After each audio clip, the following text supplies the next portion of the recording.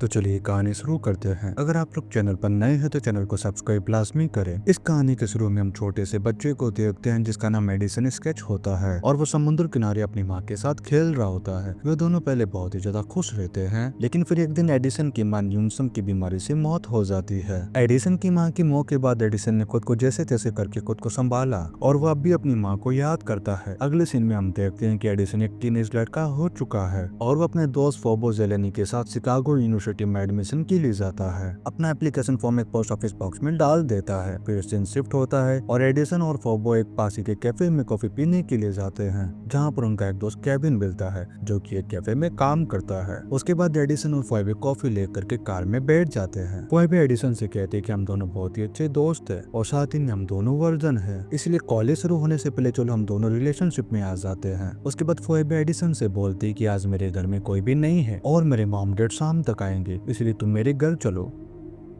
अब एडिसन भी उसकी बात पर राजी हो जाता है। जैसे ही वो दोनों उधर से निकलते हैं तभी एक आदमी बाइक पर आता है और कैफे के अंदर गन लेकर के फायरिंग शुरू कर देता है। वो हेलमेट लगाया हुआ होता है जिससे उसका चेहरा नहीं दिखाई देता। वहीं दूसरी तरफ एडिसन और फोबो एक साथ रूम में होते हैं जहाँ वो दोनों रिलेशन बना लेते हैं। उसके बाद फोबो की माँ ने उसे कॉल करके बताया कि कैफे में बेटा गोलीबारी हो गई है और उसमें केविन मारा गया है। अब ये सुनकर के फोबो और एडिसन चौंक जाते हैं क्योंकि वो दोनों कुछ घंटे पहले उस कैफे से आए थे। उसके बाद एडिसन अपने घर के लिए निकल जाता है और फिर रास्ते में वही कैफे के पास रुकता है जहाँ केविन की मौत हुई थी। पुलिस ने उस जगह को बंद कर दिया होता है। उधर एडिसन एक कैमरामैन से गोलीबारी के बारे में पूछता है। वो कैमरामैन बोलता है कि ये गैंग वायलेंस के कारण हुआ है। उसकी बातों से एडिसन को कुछ भी समझ नहीं आता है क्योंकि उसका मानना नहीं होता है कि केविन उस तरह का व्यक्ति नहीं है जो गैंग में शामिल होता है। उसके बाद एडिसन अपने घर चला जाता है और वो अपने डैड से मिलता है जिनका नाम थियो होता है। उसके बाद एडिसन सोने के लिए चला जाता है। अगली सुबह जब केविन स्कूल जाने के लिए तैयार हो रहा था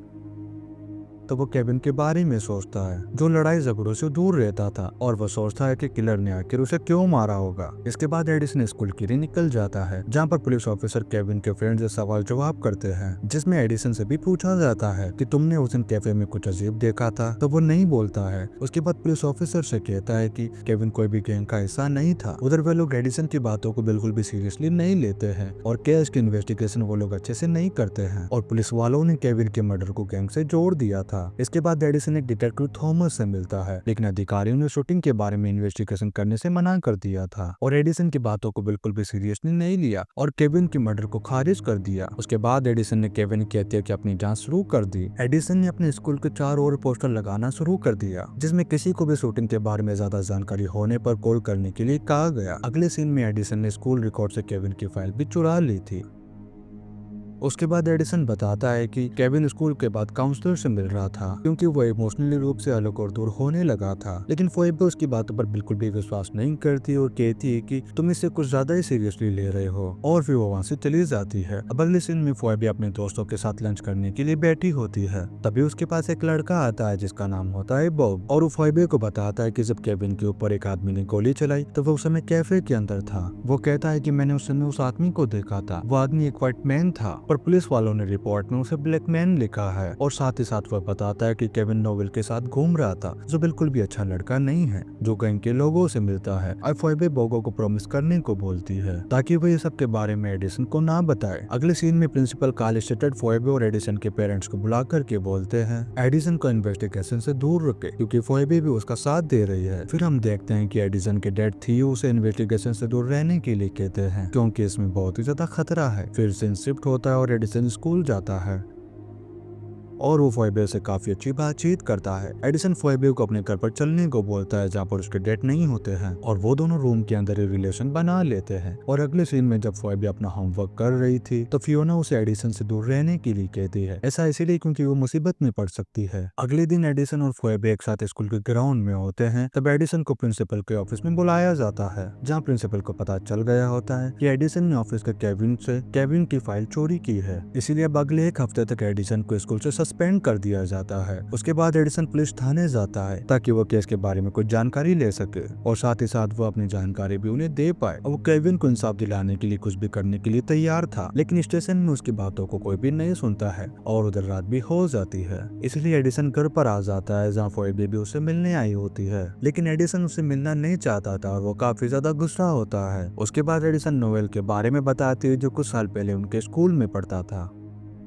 उसके बाद एडिसन फोइबे को लेकर नोएल से मिलने के लिए निकल जाता है। वो रास्ते में अपनी बातों को कैमरे में रिकॉर्ड भी करता है और फिर वो दोनों नोएल के घर पर पहुंच जाते हैं, जो कि एक बहुत ही अजीब जगह पर होता है जहाँ कोई नशा करता रहता है। इसके बाद वो नोएल के घर के अंदर जाते हैं जहाँ एडिसन और फोइबे डिकेस नाम के एक आदमी से मिलते हैं जो उन्हें नोएल के पास ले जाता है। नोएल काफी ज्यादा नशे में होता है, इसलिए वो केविन के बारे में कुछ भी पता नहीं पाता है। उसके बाद डिकेस उन्हें ऐसे जाने के लिए कहता है और साथ ही वो इन लोगों से कहता है जब नोएल को केविन के बारे में कुछ पता चलेगा तो वो तुम्हें जरूर बताएगा। उसके बाद केविन और फोइबे अपने अपने घर चले जाते हैं। अब अगली सुबह केविन के पेरेंट्स एडिसन को अपने घर पर बुलाते हैं और एडिसन केविन के घर पर आ जाता है। केविन के पापा जिनका नाम मिस्टर ब्रॉड्स पूछते हैं कि तुम केविन के लिए इतना सब कुछ क्यों कर रहे हो। एडिसन कहता है कि वो मेरा दोस्त था। उसके बाद मिस्टर ब्रॉड्स एडिसन को अपने साथ एक रूम में ले जाते हैं जहाँ वे सबसे छुप करके ड्रग्स लेता था। केविन के पेरेंट्स को केविन के बनने की बात पता चला कि केविन पिछले कुछ सालों से बहुत ही ज्यादा अकेला हो गया था,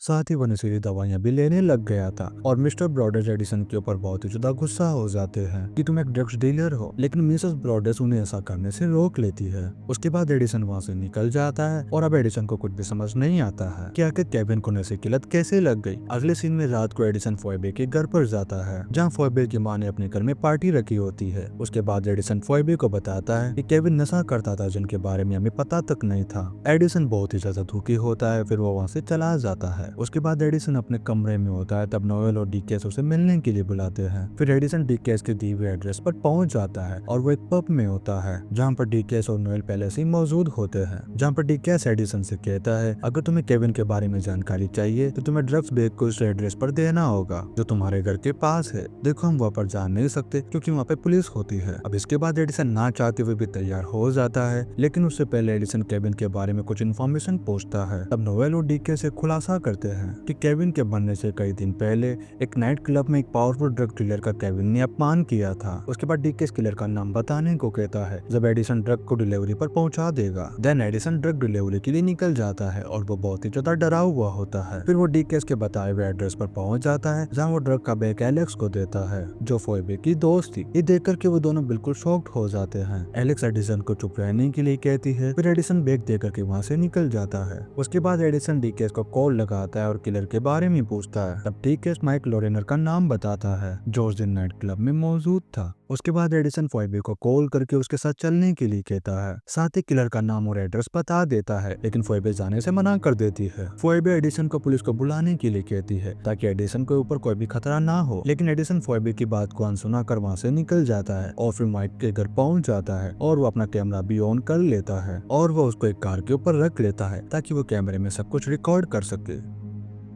उसके बाद एडिसन माइक के पास जाकर के केविन के बारे में पूछता है। पहले वो बोलता है कि मैं किसी केविन को नहीं जानता और वो उसको वहां से चले जाने के लिए कहता है। उसके बाद माइक एडिसन से उसके बारे में पूछता है कि किसने बताया उसे ये सब कुछ। तब एडिसन डीकेस का नाम लेता है। उसके बाद माइक एडिसन के कार में कैमरा देख लेता है, जिसके बाद माइक बहुत ही ज्यादा गुस्सा हो जाता है और वो अपनी गन निकाल लेता है और कहता है कि डीकेस ने केविन को मारा है और उसने हम दोनों को फंसाया है। तभी वहाँ पर पुलिस आ जाती है जिन्हें फोइबे ने वहाँ पर बुलाया होता है। जिसके बाद माइक पुलिस को देख करके एडिसन के कंधे पर गोली चला देता है और वो वहाँ से भाग जाता है। अगले सीन में एडिसन को हॉस्पिटल ले जाया जाता है। फिर एडिसन को होश आता है तब वो फोइबे से माइक के बारे में पूछता है। फोइबे कहती है कि उसे पुलिस ने पकड़ लिया है और उसके पास एक गन भी मिली है और साथ ही डीकेस और नोएल को भी पुलिस ने अरेस्ट कर लिया है। वहीं केविन के पेरेंट्स को भी उनके बेटे के कातिल के बारे में पता चल गया है। एडिसन केविन को इंसाफ दिला करके बहुत ही ज्यादा खुश होता है और फोइबे को थैंक यू कहता है जिसकी वजह से उसकी जान बच पाई है। उसके बाद फोइबे वहाँ से चली जाती है और अगले सीन में हम देखते हैं कि वो दोनों केविन के फ्यूनरल में आते हैं। देन एडिसन को शिकागो यूनिवर्सिटी में एडमिशन मिल गया होता है, लेकिन वह फोइबे से दूर रहेगा वो जान करके बहुत ही ज्यादा दुखी होता है। उसके बाद एडिसन कॉलेज जाने से पहले अपनी आखिरी मुलाकात वो फोइबे से करता है। फोइबे उसे एक लेटर देती है जिसमें शिकागो और न्यू हेवन के बीच ट्रेन के समय के बारे में बताया गया है। एडिसन अपने घर लौटता है जहाँ उसके पिता अपनी वाइफ का पुराना वीडियो देख रहे होते हैं और इसी सीन के साथ ही कहानी नवंबर के नर्सरी पर खत्म हो जाती है। वीडियो कैसा लगा आप लोग कमेंट करके लाजमी बताएं। अगर आप लोग चैनल पर नए हैं तो चैनल को सब्सक्राइब लाजमी करें। आप लोग वीडियो पर liking, comment, share and subscribe लाजमी करें। मिलते हैं नेक्स्ट वीडियो में। Thank you, take care, bye bye.